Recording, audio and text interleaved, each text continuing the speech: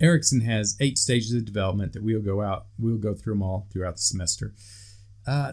Erikson stages aren't as scientific as something like behavioralism, but they do have some good points at an intuitive level. There is some scientific research into these stages if you want to look at it.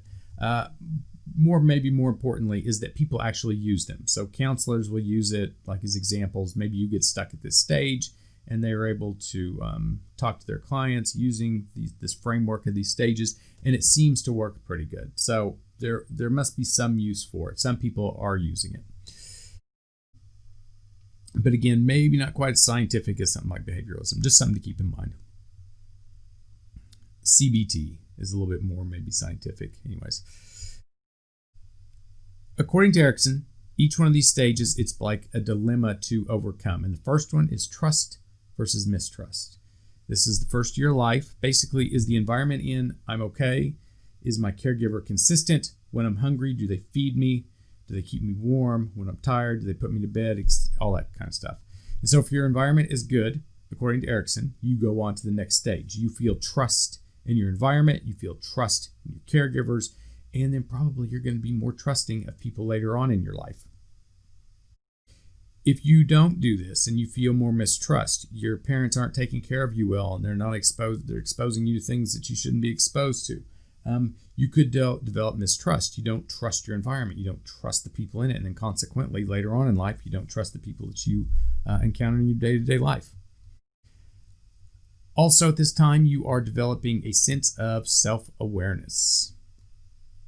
So self-recognition happens at about 2 years of age. This emerging sense of me, I'm a person. Like Leif, he just turned 2 years old, and now he is starting to say, Leif. He'll point to himself, Leif. He knows his name. He knows he's a person.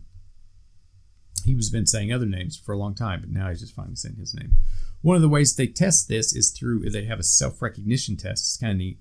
They'll put a dot on a baby's face, and then if they put the baby in front of a mirror, if the baby tries to rub the dot off, what the researchers say is that the infant recognizes themselves in the mirror and they realize that dot shouldn't be there. And so that starts to happen around 18 months, and most have that ability at 24 months. So most infants put a dot on their head at 24 months, you put it in front of a mirror, they're going to try to rub it off because they know that the person in the mirror is them.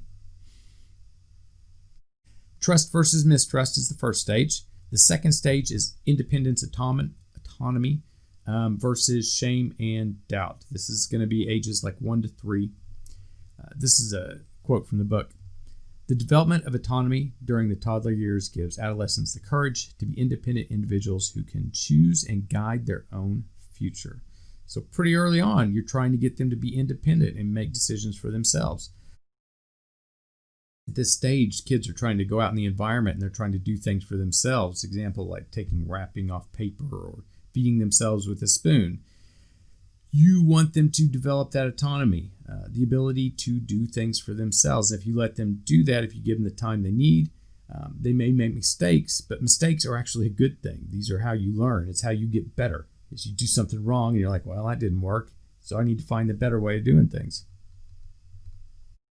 On the other hand, so that would be independence, autonomy. On the other hand is shame and doubt. So some parents are like, you're taking too long unwrapping this package, feeding yourself. It's taking too long. I don't have time for it. And so you just quickly feed them. And so now the kid's like, okay, I must be too dumb to take this wrapping off. I must be too dumb to feed myself. And you're creating, when you're doing that, a sense of shame and doubt. So the point of that is that you need to kind of let them figure it out. And it may take longer, but again, what's better versus what's quick?